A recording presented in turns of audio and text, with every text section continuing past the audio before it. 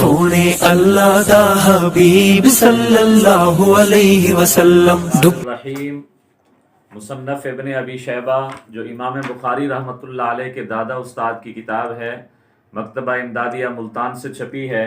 اس کی پہلی جلد صفحہ نمبر 412 پر عنوان ہے، باب ہے کہ امام کے پیچھے قرات کرنا مکروہ ہے۔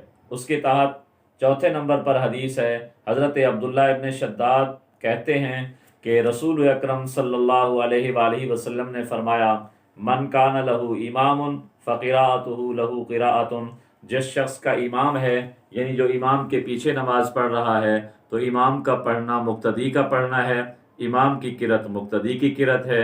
امام کے ہوتے ہوئے مقتدی کو قرات کرنے کی ضرورت نہیں ہے۔